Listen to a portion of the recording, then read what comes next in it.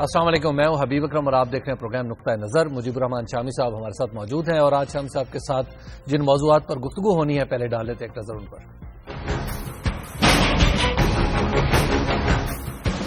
غداری کیس کا بینچ ٹوٹتے ٹوٹتے بچ گیا۔ جسٹس فیصل ارب پہلے اٹھ کر چلے گئے، پھر تحریری فیصلے پر دستخط بھی کر دیے۔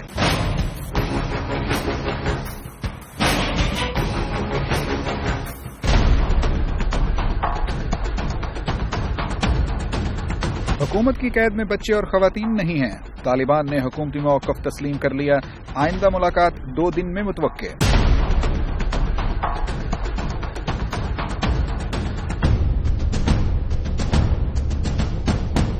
امن کی بات کرنے والوں کو دبایا جا رہا ہے۔ ہماری پارلیمنٹ مغرب کی گود میں سو رہی ہے، مولانا سمیع الحق۔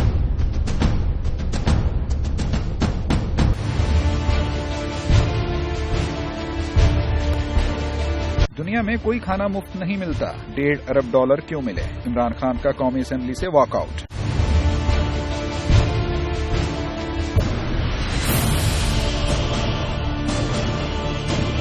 اقتدار کا شوق پورا کرنے سے پہلے MQM مارشل لا کی حمایت اور سندھ کی تقسیم کی بات کرنے سے باز آئے، پھر ہی سندھ حکومت میں شرکت پر بات ہوگی، بلاول بھٹو۔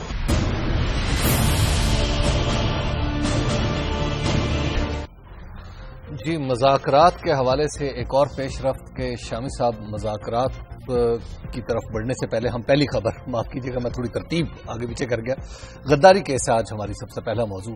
اور شامی صاحب، غداری کیس میں آج جو ہونے والی ڈیولپمنٹ ہے وہ بڑی دلچسپ ہے کہ جج صاحب ایک دفعہ اٹھ کے چلے گئے، یوں لگا بینچ ٹوٹ گیا ہے اور بریکنگ نیوز بھی چل گئی، بریکنگ نیوز بھی چلی ماشاء بلی کے بھاگو چیکر ٹوٹا، اور متفق علیہ تھی یہ بریکنگ نیوز۔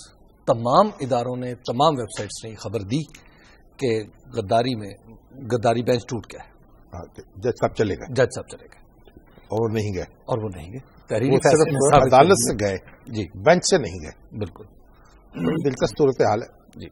تو شام صاحب، اس حوالے سے ہمارے جو رپورٹر ہیں ابھی تھوڑی دیر میں ہمارے ساتھ مل جائیں گے، ہمارے کامران محمد کامران جو ہیں وہ ہمارے ساتھ لائن پہ ہوں گے اور ہمیں بتائیں گے۔ لیکن شام صاحب، یہ ایک اشتعال میں آ جانا بینچ کا اس طرح، اور پھر وکلاء کے رویے کے خلاف احتجاج نما کوئی مظاہرہ کرنا، دیکھیں جو وکلاء کا رویہ ہے نا، اور یہ تو انور منصور خان جو ہیں جی، ان کے ریمارکس تھے، ان کی کیسی گفتگو تھی کل کی جی۔ یہ جو جتنے بھی وکیل ہیں پرویز مشرف صاحب کے، ان کی پوری کوشش ہے کہ یہ جج جو ہیں ان پر برس پڑے، مشتعل ہو جائیں۔ کبھی یہ پروسیکیوٹر سے الجھتے ہیں، کبھی عدالت سے الجھتے ہیں، کبھی اس کے خلاف بیانات دیتے ہیں، پھر تبصرے کرتے ہیں۔ یعنی ایک عجیب و غریب منظر ہے، اور عدالت جو ہے میرا تو خیال ہے کہ اس نے صبر کا ایک بڑا مظاہرہ کیا ہے اور خون کے گھونٹ پیے ہیں جی، اور اس بدتمیزی کو عام طور پر برداشت نہیں کیا جاتا۔ کسی دوسری عدالت میں ایسا معاملہ ہو تو فوری طور پر کارروائی ہو جاتی ہے اور وکیلوں کو نوٹس بھی جاری ہوتا ہے، ان کا داخلے پر پابندی لگائی جاتی ہے۔ لیکن یہ مقدمہ کیونکہ خاص نوعیت کا ہے اور پرویز مشرف صاحب کے وکیل جو ہیں وہ لگے ہوئے اس بات پر کہ کوئی سین کریٹ ہو جائے ہر روز، تاکہ یہ تاثر دے سکے کہ جناب ہماری بات نہیں سنی گئی، ہمیں مقدمہ جو ہے وہ لڑنے کا موقع نہیں مل رہا۔ اس لیے عدالت نے جو احتجاج کیا ہے آج، تو میرے خیال کو غلط نہیں کیا۔ شام صاحب، محمد کامران ہمارے ساتھ موجود ہیں جو اس عدالت میں موجود منظر کشی کریں گا، منظر کشی کریں۔ جی، السلام علیکم محمد کامران۔ جی السلام علیکم حمید صاحب۔ کیا ہوا جناب عدالت میں آج؟ آپ نے غصہ دلا دیا اور پھر بریکنگ نیوز بھی چلا دی اور اس کی تردید بھی کرا دی۔ جی شامی صاحب، یہ بڑے ڈرامائی موڑ آئے ہیں آج اس کیس میں۔ ویسے تو جب سے یہ کیس شروع ہوا ہے ڈرامائی موڑ آتے رہے ہیں، لیکن آج بہت ہی حیران کن ڈیولپمنٹ ہوئی تھی اس میں۔ صبح جب سماعت شروع ہوئی ہے تو انور منصور پرویز مشرف کے وکیل روسٹم پر تھے، اور انہوں نے پہلے تو یہ اعتراض کیا کہ یہ جو پرویز مشرف کے ناقابل ضمانت وارنٹ گرفتاری جاری کرنے والا حکم نامہ ہے یہ اس لحاظ سے غلط ہے کیونکہ اس میں عدالت نے یہ کہہ دیا ہے کہ پرویز مشرف عدالت آنا نہیں چاہتے، جبکہ ان کا یہ کہنا تھا کہ پرویز مشرف نے کبھی عدالت آنے سے انکار نہیں کیا، وہ صرف سیکورٹی وجوہات کی بنا پر عدالت آنے کے قابل نہیں۔ ان کے پاؤں میں مہندی لگی ہے، کہیں آنے جانے کے قابل نہیں ہے۔ بالکل یہی صورتحال تھی، اور وہ کہتے ہیں کہ اس عذر کی بنا پر کسی کو ناقابل ضمانت وارنٹ گرفتاری جاری نہیں ہو سکتے. یہ صرف اسی صورت میں ہوتے ہیں جب ملزم انکاری ہو آنے سے یا وہ مل نہ رہا ہو. مگر کامران یہ عجب ملزم ہے کہ اس کو ابھی تک دل کا دورہ بھی نہیں پڑا، اس کا کوئی اینجیو پلاسٹی بھی نہیں ہوئی، اس کا کوئی بائی پاس بھی نہیں ہوا، اور اس کے باوجود وہ دل کا مریض بن کے لیٹا ہوا ہے وہاں، اور مسلسل ہسپتال میں ہے، اور ڈاکٹر اس کو پروٹیکٹ کر رہے ہیں، اور ڈاکٹروں کے اوپر جو بیٹھے ہوئے ہیں وہ بھی ان کو پروٹیکٹ کر رہے ہیں. شامی صاحب بالکل یہ 85 دن ہوئے ہیں اس کو سماعت کو شروع ہوئے، یعنی تقریباً 3 مہینے. اور پرویز مشرف جو ہیں انہیں بھی تقریباً 3.25 ماہ ہو گئے ہیں AFIC کے VIP وارڈ میں رہتے ہوئے. 2 جنوری کو وہ ایڈمٹ ہوئے تھے، جس وقت اسپتال میں ان کو ایڈمٹ کیا گیا اور عدالت آتے ہوئے، تو ان کو بھی تقریباً 3.25 ماہ کا عرصہ ہو گیا ہے عدالت میں رہتے ہوئے. عدالت میں نہیں، اسپتال میں رہتے ہوئے. اچھا، پھر اسپتال میں رہتے ہوئے. تو یہ آپ کی بات بجا ہے کہ یہ اپنی نوعیت کا یہ بھی بہت دلچسپ حقائق ہیں کہ ایک شخص جو ہے وہ اتنے طویل عرصے کے لیے، شاید یہ AFIC کی ہسٹری میں بھی یہ ایک ریکارڈ ہوگا، یعنی بغیر کسی مرض کے صرف اوئی آئے کر کے اور اتنی دیر وہ گزار دیں اور ان کا کوئی علاج بھی نہ ہو. یعنی جو علاج دل کا مریض جو ہے اس کا تو فوری طور پر علاج کیا جاتا ہے، بیسیکلی ایمرجنسی کا مریض بائی پاس کیا جاتا ہے یا جو پلاسٹک کی جاتی ہے. شامی صاحب اس میں وہ کہتے ہیں اینجیو پلاسٹی بھی ہونی ہے اور اینجیوگرافی بھی ہونی ہے، لیکن وہ کہتے ہیں کہ وہ یہ سہولیات بیرون ملک جو ان کا پرسنل معالج ہے، ذاتی معالج، وہ اس سے کروانا چاہتے ہیں. اور وہ کہتے ہیں کہ میرے والد، ان کے وکیل نے کہا کہ ان کے والد اسی ہسپتال میں ان کا انتقال ہوا، اس لیے وہ مناسب نہیں سمجھتے. تو ان کو جو کرسی پہ بیٹھے تھے چیف آف آرمی اسٹاف کی، اسی کرسی پہ بیٹھے ہوئے انتقال ہو گیا تھا آصف نواز صاحب کا. بالکل. تو وہ اس کرسی پہ کیسے بیٹھ گئے؟ چلیے بہرحال ہاں عدالت میں کیا ہوا؟ جی بالکل. اس کے بعد شامی صاحب یہ ہوا کہ جب اس کے بعد پروسیکیوٹر اکرم شیخ کو روسٹرم پر آنے کا کہا گیا، لیکن اس پر وکلا نے، جو پرویز مشرف کے وکلا تھے، انہوں نے سخت اعتراض کیا. ان کا یہ کہنا تھا کہ ہم نے پروسیکیوٹر کے تقرر کو چیلنج کیا ہوا ہے، اس سے سماعت مکمل ہو چکی ہے، عدالت اس بات پر اپنا فیصلہ محفوظ کیے ہوئے ہے، اس پر ابھی فیصلہ آنا ہے، اس لیے ہم اکرم شیخ کو بات کرنے کی اجازت نہیں دیں گے. اس پر جسٹس فیصل عرب نے سخت لہجے میں کہا کہ یہ عدالت کا ابھی حکم ہے، ہماری ڈسکریشن ہے کہ ہم انہیں اجازت دیتے ہیں یا نہیں دیتے. لیکن اس پر انور منصور اور احمد رضا قصوری نے کہا کہ اگر عدالت اس طریقے سے کارروائی کرے گی تو ہم آپ پر اعتماد نہیں کرتے.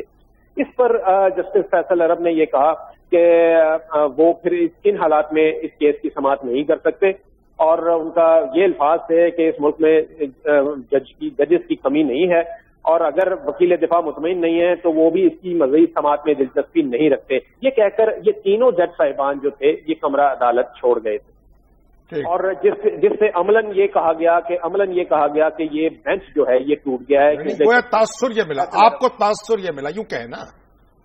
جی بالکل. یعنی آپ میڈیا والوں کو تاثر یہ ملا کہ بینچ ٹوٹ گیا ہے. شامی صاحب لیکن اس میں انہوں نے خود بھی یہ کہا تھا کہ وہ اس کی سماعت نہیں، ان حالات میں سماعت نہیں کریں گے. ان حالات میں سماعت نہیں کر سکتے. دیکھیں اس کا مطلب ایک یہ بھی ہو سکتا ہے کہ آج سماعت نہیں کر سکتے، اور یہ بھی ہو سکتا ہے کہ مستقل طور پر سماعت نہیں کر سکتے. بہرحال جی لیکن اس نے آج کا لفظ انہوں نے اس وقت استعمال نہیں کیا تھا عدالت میں، شاید اسی وجہ سے کنفیوژن ہوئی. اور آج جب حکم نامہ جاری ہوا ہے، تحریری حکم نامہ، اس میں انہوں نے آج کا لفظ لکھا ہے کہ انور منصور کے مس کنڈکٹ کی وجہ سے انہوں نے آج کے لیے یہ اجلا عدالت جو تھی وہ اٹھ کر چلی گئی. اگر عدالت جو ہے دستبردار ہو جاتی تو پھر بغدادی قاعدہ شروع ہوتا، پھر عدالت مقرر ہوتی نہیں، پھر اس کے اندر جناب مقدمہ آتا، پھر نئی طرح سے کارروائی شروع ہوتی، تو اس مقام تک پہنچتے 3 مہینے اور لگ جاتے. جی بالکل. پرویز مشرف کو تو یہی سوٹ کرتا تھا، اور ان کے وکلا بھی کافی خوش نظر آ رہے تھے جب یہ حکم نامہ آیا ہے. اور جو احمد رضا قصوری ہیں انہوں نے تو یہ بھی کہہ دیا تھا کہ آج ان جج صاحبان کا ضمیر جو ہے وہ جاگ گیا ہے اور انہوں نے ضمیر کے مطابق فیصلہ کیا ہے. لیکن یہ صرف جو خوشی تھی یہ شاید ثابت ہوئی، بلکہ یہ کہا جائے کہ بینچ نہیں ٹوٹا بلکہ اس سے پرویز مشرف اور ان کے وکلا کا دل ٹوٹا ہے، تو یہ بے جانا ہوگا. کمر بھی ٹوٹ گئی. بہت شکریہ آپ کا محمد کامران. شاہ صاحب گفتگو آگے بڑھانے سے پہلے ایک بریک کی طرف چلتے ہیں، پھر لے لیتے ہیں ایک بریک، دوبارہ آپ کی خدمت میں حاضر ہوتے ہیں.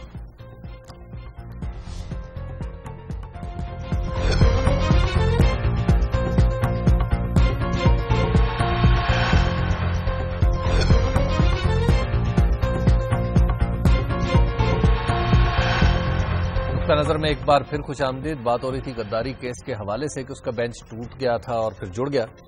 اب شامی صاحب اب کیا ہوگا؟ اب تو ایک نیا اعتراض نہیں شروع ہو جائے گا؟ مقدمہ چلے گا بس.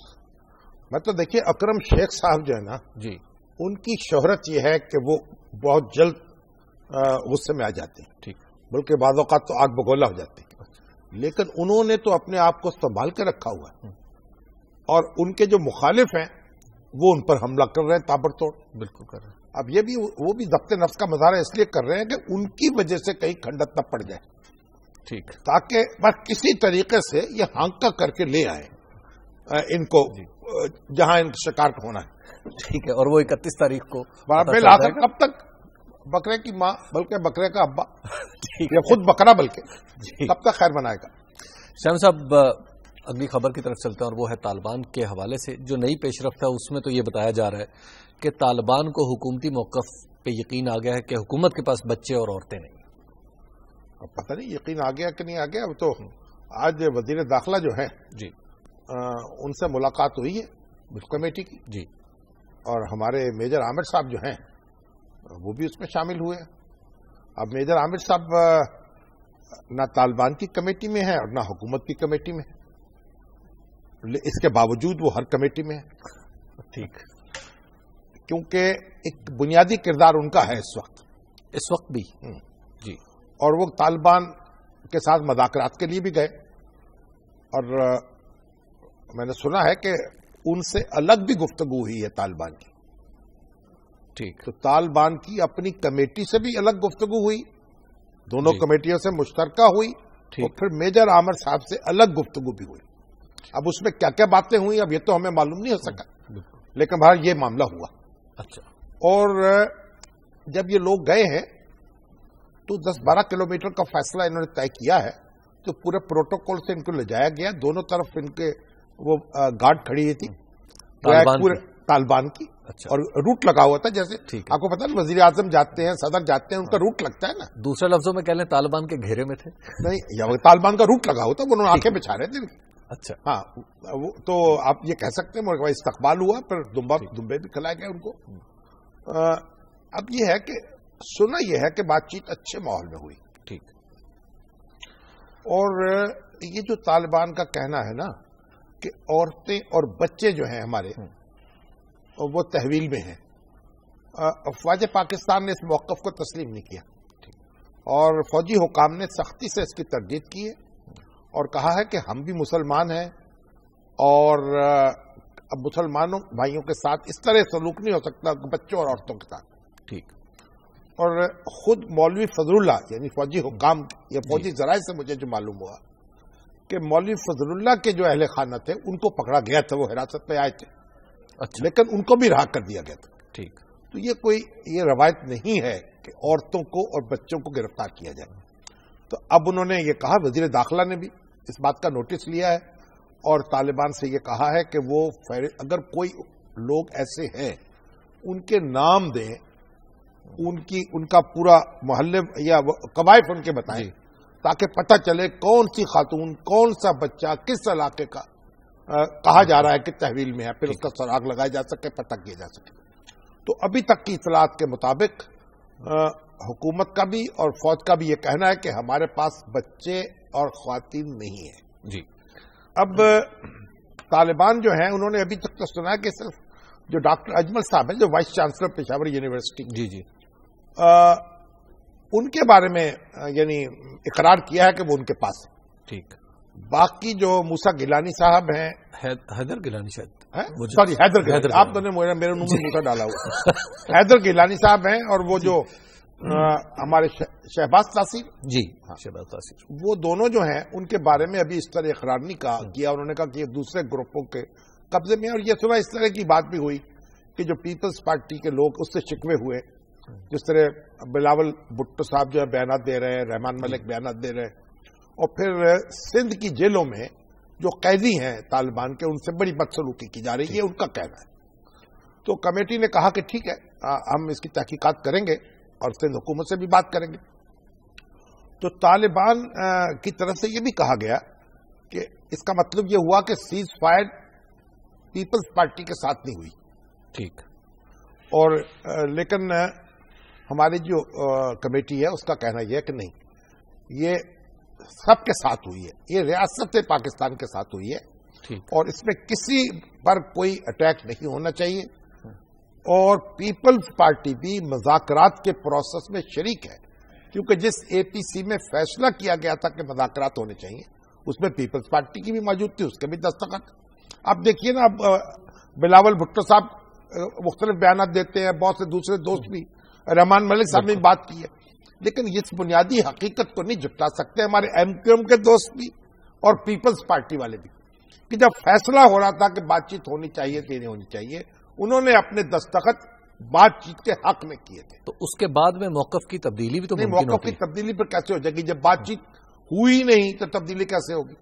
تبدیلی تو اس وقت ہونی چاہیے جب بات چیت سے کوئی نتیجہ نہ نکلے۔ اور اس سے دیکھیں، میرا یہ لگ رہا ہے کہ دیکھیے، ایک طرف حکومت ہے، وہ بھی لوگوں کو یہ تاثر دینا چاہتی ہے اس بات میں کہ ہم سنجیدہ ہیں، اور طالبان کو بھی، اور اگر مذاکرات پروان نہ چڑھے تو اس میں اس کا قصور نہیں ہوگا۔ ٹھیک، اور طالبان کے بارے میں بھی یہ میرا تاثر ہے کہ وہ بھی یہ تاثر دینا چاہتے ہیں پاکستان کے عوام کو۔ دیکھیے، لوگوں سے کٹ کے کوئی تحریک جو ہے یا کوئی عنصر جو ہے زندہ نہیں رہ سکتا اس طرح کا۔ ٹھیک، اگر لوگوں کے ساتھ عوام کو تو پہلے ان سے شکوے ہیں جو سویلینز پر حملے ہو رہے ہیں تو حوالے سے، تو اب وہ اپنا امیج جو ہے اس کی فکر بھی کر رہے ہیں تاکہ لوگوں کو یہ تاثر ملے کہ اگر بیل جو ہے منڈے نہیں چڑھی، نتیجہ خیز نہیں ہوئی، تو اس میں ان کا قصور نہیں۔ ٹھیک، تو یہ بھی ایک میسج ساری تگ و دو سے جو بات چیت سے مل رہا ہے۔ شام صاحب، کتنی ملاقاتیں ہوں تو جس میں کلیئر ہو جائے گا کہ اب ٹریک بدلا نہیں جا سکتا، مذاکرات کا ٹریک ہی جاری رکھا کہنا تو بہت مشکل ہے۔ اچھا، لیکن یہ لگتا ہے کہ فریقین کہتے ہیں کہ ہم بہت سنجیدہ ہیں اور ایک دوسرے کو اپنی سنجیدگی کا یقین دلا رہے ہیں۔ اور ابھی تو دیکھیے، یہ پہلی ملاقات تھی نا جی، ابھی تو یعنی جو آپ کی کمیٹی گئی ہے حکومت کی، وہ پہلی دفعہ ملی ہے نا طالبان سے جی، براہ راست، جی پہلی دفعہ ملی، اور پھر دونوں سارے کٹھے بیٹھے ہیں، تو پہلی ملاقات جو ہے اس میں اب آپ یہ تو نہ سمجھیں کہ اس کے اگلے دن ولیمہ ہو جائے گا۔ شام صاحب، ایک بریک کا وقت آ گیا، بریک کے بعد گفتگو یہیں سے آگے بڑھے گی، آپ دیکھتے رہیے نقطہ نظر۔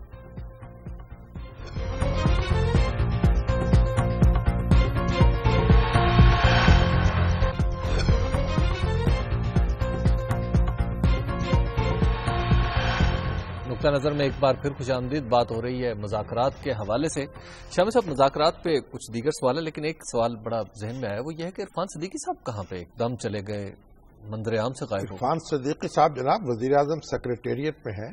اچھا، اور سنا ہے حفیظ اللہ نیازی صاحب ان کی زیارت کرنے کے لیے گئے تھے۔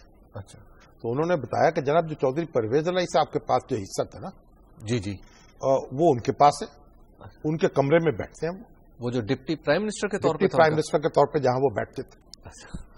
تو اب لیکن یہ ہے کہ اب وہ مذاکرات سے تو غائب ہے، لیکن بڑا امپورٹنٹ کام تھا، بڑا اب وہ بس یہ اس کی تو کمان جو ہے جی وزیر داخلہ کے ہاتھ میں آ گئی، اور میجر عامر صاحب کے ہاتھ میں۔ میجر عامر صاحب ان کے معاون ہیں۔ جی، دیکھیے بات یہ ہے کہ اصل میں یہ جو وزارت داخلہ ہے نا، کیونکہ سارے یہ دھڑکنیں تو اس کے پاس ہوتی ہیں، بالکل، ایجنسیاں، معاملات، چیزیں، تو اگر وہ ایک سائڈ لائن پر ہو تو پھر بات بنتی نہیں ہے۔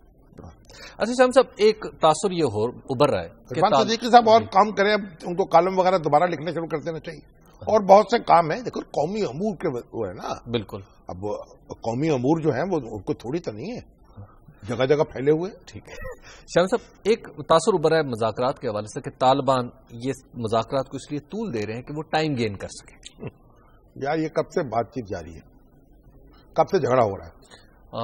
جھگڑا تو 12 سال سے ہو رہا ہے، تو 12 سال سے ٹائم گین کر لیا، اس سے اور زیادہ 4 مہینے اور کر لیں گے، ٹھیک کیا کریں گے کرتی۔ تو یہ بس اصل میں بات کی تجزیہ ہے اپنے، ہو سکتا ہے یہ ہمارے یہ دوست ہیں ان کا کچھ تجزیہ درست ثابت، لیکن آپ افغانستان والوں کا یہ واویلا کہ جناب ادھر مذاکرات ہو رہے ہیں تو ہماری طرف لوگ بڑھتے جا رہے ہیں، حملے ان کرتے کی طرف تو حملے اس لیے بڑھتے جا رہے ہیں، وہ الیکشن کو ڈسٹرب کرنا چاہتے ہیں۔ بہرحال یہ اس طرح کی باتیں ہوتی رہیں گی، بدگمانیاں ہوتی رہیں گی۔ وہ میں نے سنا طالبان یہ کہتے ہیں کہ بھائی آپ نے ہمارے ہاتھ روک دیے ہیں، ہمارے بندوں پر حملے ہو رہے ہیں وہاں افغانستان میں، اور یہ ہمارے یہاں بھی لوگ تو ان کی بھی شکایتیں. اب اس طرح کی چیزیں ہوتی رہیں گی اور یہ توتے مینا بس اڑائے جاتے رہیں گے. دیکھیے اب کیا نتیجہ نکلتا ہے. سمیع الحق صاحب کہہ رہے ہیں، شامی صاحب انہوں نے مذاکرات کو ریلیٹ کیا ایک نئی چیز سے. وہ کہتے ہیں کہ اب مذاکرات یعنی امن کی آواز مدارس سے اٹھ رہی ہے اور مدارس کے خلاف ہوگی یہ پوری. تو پہلے جہاد کی آواز بھی وہیں سے اٹھ رہی تھی، اب امن کی آواز بھی وہیں سے اٹھ رہی ہے. دیکھیے مدارس جو ہے ان کو اب ایک لاٹھی سے ہانک نہیں سکتے، لیکن اب یہ بھی دیکھیے کہ اس میں طرح طرح کے لوگ بیٹھے ہوئے اور یہاں کو پوچھنے والے ہی نہیں ہے. کوئی آ کے مدرسہ بنا لے، کوئی آ کے مولوی بن جائے. ابھی جو ہمارے چودھری اسلم ہیں جو SSP کراچی کے، جی ان پر جو قاتلانہ حملہ ہوا اس کا جو ملزم ہے نعیم اللہ جو خودکش حملہ ور جی، وہ ایک مولوی صاحب صدیقیہ مدرسے کے ان کا جناب بیٹا ہے. بالکل. اور اس کے بعد ان کے جو استاد ہیں مفتی شاکر جنہوں نے ان کو تیار کیا ہے وہ پکڑے گئے. انہوں نے سب کہانی بتائی ہے، وہ بھی مفتی ہیں مدرسے کے. تو مجھے بتائیے کہ یہ سارے لوگ یہی چھپے ہوئے ہیں، یہ مدرسوں کے اندر ہیں. اب مدرسوں کو چاہیے کہ ان کو ٹٹولیں اپنے مدرسوں کو اور اپنی آستینوں سے ان لوگوں کو نکالیں. ٹھیک. یہ جو دیکھیے آخر جان دینا مذاق نہیں ہوتا جب تک کہ ان کو دین کی ایک کثیر مقدار جو ہے ان کے حلق میں نہ انڈیلی جائے اور ان کو یہ انٹرپریٹیشن نہ دی جائے کہ حوریں تمہارا انتظار کر رہی، کیوں جان دیں گے وہ. اور یہ مفتی صاحبان اور مولوی صاحبان یہ کاروبار کر رہے ہیں، ان کا سراغ لگانا چاہیے. بالکل. اس لیے کہنا کہ کسی مدرسے میں کوئی ایسی بات نہیں ہو رہی یہ غلط بات ہے، اور یہ کہنا کہ ہر مدرسے میں یہ بات ہو رہی ہے یہ بھی غلط بات ہے. تو شامی صاحب پھر توازن کا نقطہ کہاں پہ؟ توازن کا نقطہ یہ کہ یہ اہل مدرسہ جو ہے ان پر لازم ہے کہ اپنی صفوں کا جائزہ لیں، ان کی اسکریننگ کریں اور جو قانون نافذ کرنے والے ادارے وہ بھی دیکھیں. یہاں تو آپ دیکھیے پاکستان میں تو بدترین مثالیں قائم کی ہم نے حکومت کاری کی. یعنی کوئی شخص جہاں سے بھی آ کے جہاں چاہے دکان کھول لے، جہاں چاہے مسجد بنا دے. ٹھیک. مسجد بھی ایک قسم کی دکان بن گئی ہے. لیکن شام صاحب حکومت ان مدارس کے جیسے قریب آتی ہے یہ آرگنائزیشنز نظر آنا شروع ہو جاتی ہیں. حکومت کو ان کا ٹیٹوا نہیں دبانا ہے، گلا نہیں دبایا جا سکتا ہے. ٹھیک. حکومت کو ان کے ساتھ مل کر کام کرنا چاہیے اور ان کو سپورٹ کرنا چاہیے. حکومت اپنے اسکولوں میں دیکھے جانے لگے ہوئے. بالکل. بات یہ ہے کہ کوئی تو ہونا چاہیے نا طریقہ چھان بین کا کہ افغانستان سے ایکسس چلتا ہے، کوئی ترکمانستان سے چلتا ہے اور یہاں آ کے مسجد کا مولوی بن جاتا ہے. آپ کو پتہ نہیں وہ انٹیلیجنس افسر ہے ایک وہاں کا را کا، اس کی کتاب چھپی، اس نے کہا ہم نے کس طرح مولوی بھرتی کیے ہیں. بالکل. اور وہاں را کے ہو گئے، وہاں پہچان ہی نہیں سکتے کہ اب وہ سارے مسائل فرقہ وارانہ بیان کرتے ہیں، لوگوں کو لڑاتے ہیں. اور چودھری سردار محمد صاحب جو IG تھے پنجاب کے مرحوم، انہوں نے مجھے بتایا تھا کہ جو کم جو ہے نا ایران سے، وہاں سے فرقہ وارانہ لٹریچر بہت بدبودار قسم کا پاکستان میں تقسیم ہو رہا تھا. اچھا. جب وہ تحقیقات کی گئی تو معلوم ہوا یہ کم میں نہیں چھپا. اچھا. یہ را نے چھپوا کے ہندوستان میں یہ تقسیم کیا ایران کے ٹپے سے. ٹھیک. تو اس لیے یہ کھلی چھوٹ نہیں دی جا سکتی. ہماری ریاستی مشینری خدا کے لیے کچھ چیزوں پر کنٹرول کرے اور اس میں تعاون کرنا چاہیے ہمارے علماء کرام کو. ٹھیک. شام صاحب اگلا موضوع ہے اور وہ ہے $1.5 ارب کا موضوع. وہ $1.5 ارب کے بارے میں اب تک اسمبلی میں شور اٹھا ہوا ہے. عمران خان صاحب نے آج کہا کہ مفت نہیں ملتا، there is no free lunch in the world. تو جب یہ سعودی عرب نے جی $4-5 ارب کا تیل دیا تھا پاکستان کے ایٹمی دھماکے کے وقت، وہ کیوں دیا تھا؟ اس وقت کیا لنچ لینا تھا سعودی عرب نے اور کیا ڈنر کھایا اس نے؟ اور اس سے پہلے جب متعدد بار آپ کی ڈیفنس کی پیمنٹس جو ہے اکوپمنٹس کی سعودی عرب نے کی ہیں، یہ وار آن ٹیرر کے درمیان بھی کی ہیں، یا امریکن کتابوں میں چھپے ہوئے موجود تھے. بالکل. تو یہ اس وقت وہاں سے کیا مل رہا تھا آپ کو؟ فری لنچ کہاں لینے گئے؟ بھائی اس خارجہ پالیسی کے محاذ پر اس طرح کی گفتگو نہیں کرنی چاہیے. کسی دوست ملک نے اگر آپ کے ساتھ مربت کی ہے حسب معمول، یہ نیا معاملہ نہیں ہے کوئی. اچھا. یعنی ایٹمی دھماکوں کے وقت بھی اس نے آپ کا ہاتھ پکڑا ہے. ٹھیک. اور اب بھی آپ کو سپورٹ کیا ہے. اور آپ کو میں تو سمجھتا ہوں ہمیں پتہ نہیں کیا ہو، کس طرح کی ہم چیزیں کر رہے ہیں. یہ کام تو انڈیا کے کالمسٹوں کا اور اہل سیاست کا ہونا چاہیے تھا. ان کو پریشانی لاحق ہونی چاہیے تھی. ہمارے لوگوں کو پریشانی کو لاحق ہو گئی. بھئی $1 جو تھا रुपए के मुकाबले में महंगा होता चला जा रहा था, उस पर ठहराव आ गया। बढ़ती हुई महंगाई जो है वो रुकी। पाकिस्तान जो है उसकी इकोनॉमी जो है उसके कदम जो लड़खड़ा रहे थे साबित कदम के हो गए। तो ये सारे काम तो अच्छे हो गए पाकिस्तान के लिए भी और पाकिस्तानी अवाम के लिए। इसमें घबराने की क्या जरूरत है? घबराहट इस वजह से है कि कहीं बहरीन या शाम वाली बात बार तो बार क्या होगा, कुछ चुपके से चली जाएगी, सुलेमानी टोपी पहनी होगी उन्होंने, या सुरमा पहन लिया जाएगा, जो चीज होगी सामने होगी। अब एक बात मैं दूसरी बात और कर रहा हूं, पहले भी बार बार अर्ज कर चुका हूं, अगर सऊदी अरब को जरूरत होगी तो हम हाजिर होंगे उसके लिए, लेकिन सऊदी अरब के लिए किसी दूसरे मुल्क में जाकर नहीं लड़ेंगे। एक ब्रेक का वक्त है, ब्रेक के बाद हम दोबारा आपकी खिदमत में हाजिर होते हैं और कुछ अगली खबर पर भी बात करेंगे, अगले मौजू पर बात करेंगे और आपके सवाल भी प्रोग्राम में शामिल करने की कोशिश करेंगे। आप देखते रहिए नुक्ता नजर।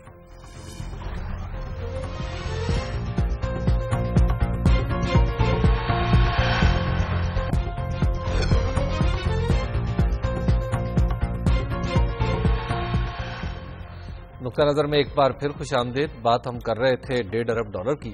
शामी साहब, $1.5 अरब के बारे में एक बड़ा पीस लिखा है हमारे एक बड़े कॉलम निगार ने, जिसमें उन्होंने बख्शू के उन्वान से, और बड़ा चला है। उन्होंने कहा कि जी पाकिस्तान एक बख्शू है जिसको जो काम कहें पैसे दें, 10, 15, 20 रुपए इसकी औकात के मुताबिक, और ये काम करते। तो वो खुद बख्शू है, वो कॉलम निगार।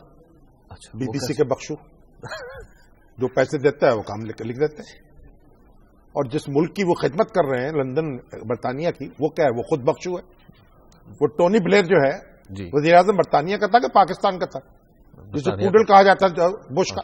बिल्कुल, पूडल तर्जमा करें ना उसका, वो तो पिल्ला पिल्ला तो पाकिस्तान के वज़ीर आज़म को तो नहीं कहा गया। ठीक। और ये भी नेटो की जो फोर्सेज आई बैठी हैं कराए की टट्टू, अमेरिका के कहने पर ये खुशी में आई हैं। तो ये लोगों को आर्ज़े लाहक हो गए हैं, पाकिस्तानी कौम को नफ्सियाती तौर पर मरीज बनाना, उन पे हमले करना, उनकी इज्जत नफ्स को दाव पे लगाना। भाई पाकिस्तान अगर बख्शू होता तो आज इसराइल को 7 वोट दे रहा होता, इराक में उसकी फौजें जा चुकी होती। ठीक, देखें, पाकिस्तान ने आज तक इसराइल की हमायत में वोट नहीं दिया यूएनओ में। पाकिस्तान ने चीन के साथ उस वक्त साथ दिया जब अमेरिका कहता था कि चीन का नाम न लो, पाकिस्तान उसके साथ खड़ा था। तो ये कहां की रट लगाती, खुद बख्शू हैं, बख्शू मुल्क के रहने वाले हैं, उसके साथ नाचा जोड़ने वाले हैं। इनकी नस नस में अमेरिकी डॉलर घुसे हुए हैं, पाउंड खड़ा उसके ऊपर है, जो जंग अजीम दोम पूरी अमेरिकी पैसे से डॉलर से लड़ी गई। बिल्कुल। तो ये सारे बख्शू जो हैं, ये यूरोप के और जनाब लंदन के, ये हमें ताने देते हैं, लाहौल वाला कुबा। शामी साहब, अगली खबर है, अगला मौजू है ताहिर अशरफ साहब जो है ना, चेयरमैन उलमा काउंसिल के, उन्होंने कहा जी आपने जो मौकफ अपनाया ना मदारस पर, हम बिल्कुल उसके साथ हैं। ठीक। और अय्यूम निजामी साहब ने भी उसकी दाद दी है। अच्छा। और हदोटी साहब ने जामिया अशरफिया से पूछा क्या सारे मदारस ऐसे, खुदा न खासा सारे मदारस नहीं है, सारे मदारस वो ऐसे नहीं हैं, मनफी काम नहीं कर रहे हैं, बहुत मुस्बत काम कर रहे हैं, लेकिन मदारस वालों को खुद अपनी वो है ना, अपनी मंजी, अपनी चारपाई, उसके नीचे डांग फेरनी चाहिए। ठीक। शामी साहब, अच्छा, ये जो शफकत सोहेल साहब है ना, ये कनाडा में होते हैं, बड़े मशहूर वक्त हो चुके हैं वो। क्या उनके जनाब हुसैन हक्कानी साहब के खिलाफ दरखास्त लिखा था? वो कहते हैं कि जनाब ये हामिद मीर साहब ने कल जो आपके प्रोग्राम में गुफ्तगू की थी, और इनसे पूछिए कि जो फोर्सेस पर हमले हुए हैं, जो पंजाबी सेटलर्स को मारा गया है, जो पाकिस्तान का नाम लेने वाले बलोचों को निशाना बनाया गया, और खुद ईद के दिन मेरे फौजी अफसरों को और एफसी के अफसरों को अगवा किया गया, वो कौन है करने वाले? उनका नाम भी बताएं पहले, कि हर वक्त जो है आप फौज के ऊपर क्यों जनाब तान के खंजर खड़े रहते हैं? तो बहरहाल जनाब, मैंने तो अब अहमद मीर साहब जाने, शफकतुल्लाह सोहेल साहब जाने। शामी साहब, इख्तिदार का शौक पूरा करना है ना, तो फिर ये बातें माने मेरी। बिलावल भुट्टो साहब ने कहा कि भाई आपने फौज को कहते हैं ना एमक्यूएम से, कि भाई आप फौज को कहते हैं कि इख्तिदार पे आ जाए, और क्या कहते हैं? और वो कहते हैं सिंध को तकसीम कर। सिंध को तकसीम नहीं, वो तो जरा खफी खफी कहते हैं। वो तो कहते हैं अभी आप पहले उनके हकूक देना, वहां लोकल बॉडीज मुकामी हुकूमतें कायम करें, नहीं करेंगे तो फिर कुछ ना कुछ करने निकल जा रहे। लेकिन बहरहाल ये जो फौज की बात करते हैं ना, टेक ओवर कर ले, तो उसकी तो उन्होंने धुनाई की है। बिल्कुल। और उनका भी ये आप इस तरह के बयान से तौबा करें, تو پھر اقتدار میں آنے کا شوق پورا تو کر شام صاحب وہ جو قربت نظر آ رہی تھی وہ آپ نے کل صحیح کہا تھا، وہ نقطہ اتصال تک پہنچ کے بھی بس مطلب یہ وہاں بھی اب دو رائے پائی جاتی ہیں. سوچنا چاہیے ہم کے دوستوں جی ہاں کہ جمہوریت کے ساتھ ذرا پکے ہو جائے اور پھر اقتدار کا پھل جو ہے وہ تو ان کی جولی میں آ ہی جائے گا بھائی اس طریقے سے. اب تو شرط ہی لگائی نا چھوٹی سی، اس میں کیا حرج ہے. شام صاحب کچھ سوالات کی طرف چلتے نہیں، ہیں. وہ سر سید احمد خان صاحب کی برسی ہے آج. جی جی بالکل، سر سید احمد خان صاحب کی برسی، اس پر بھی ہم گفتگو کرنا چاہتے تھے لیکن بغیر کتنے منٹ رہ گئے؟ ہمارے پاس ہیں 4 منٹ.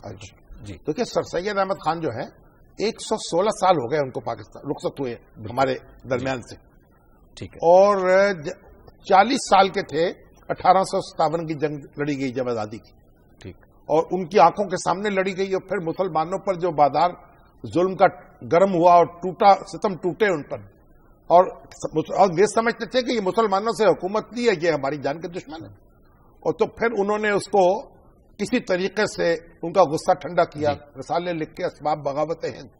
بڑی دلچسپ بات ہے، ان کا جو کتاب ہے انہیں 500 کاپیاں چھپوائی اور ایک کاپی تو یہاں بھیجی حکومت ہند کو، اور باقی کاپیاں 5-7 اپنے پاس رکھ لی اور باقی ساری بھیج دی برطانوی حکومت کو. اچھا. اور جب وہاں ایک افسر نے اعتراض کیا کہ اگر آپ حکومت کے خیر خواہ تھے تو آپ کو چاہیے تھا یہ کتاب چھپواتے نہ، مجھ پہ پہلے لوگوں کو نہ بانٹتے، صرف حکومت کے پاس بھیجتے. تو انہوں نے کہا جناب یہ 500 چھپائی ہیں، ان کا حساب یہ میں نے ایک کاپی بھی پبلک میں نہیں دی. واہ. ٹھیک ہے. دوبارہ انہوں نے انگریزوں کے اور مسلمانوں کے درمیان ایک اعتماد کا رشتہ قائم کرنے کی کوشش کی، اور پھر جدید تعلیم سے ان کو روشناس کرانے کے لیے سر دھڑ کی بازی لگائی اور علی گڑھ کی یونیورسٹی قائم کی. تو بڑا ایک سر سید کا بڑا مقام ہے. اور آپ دیکھیں سر سید جو ہیں ان کی محبت جو تھی نا، اگرچہ بات تصورات ان کے بڑے جدیدیت کے حامل تھے اور علماء روایتی علماء سے ان کا بڑا جھگڑا تھا، لیکن ان کے اندر جو کوٹ کوٹ کر محبت بھری ہوئی تھی رسول اکرم صلی اللہ علیہ وسلم کی. جب ولیم مور کی کتاب آئی ہے جس میں بڑے مطلب اعتراضات کیے گئے ہیں اور سیرت کا بڑا ناقدانہ جائزہ لیا گیا، تو بےتاب ہو گئے ہیں. اپنا سب کچھ رہن رکھ کے کچھ بیچ کر وہ لندن گئے ہیں اور وہاں جناب ٹھہرے ہیں. اور دیکھیے اور تحقیق کی ہے، لائبریریوں کو چھانا ہے. انگریزی ان کو نہیں آتی تھی، مترجم ساتھ لیے ہیں، پہلے دستاویزات کے ترجمے کرائے، پھر ان کے کتاب لکھی، پھر اس کو انگریزی میں ترجمہ کروایا، پھر وہاں چھپوایا، اور وہ خطبات احمدیہ کے نام سے آج بھی موجود ہے.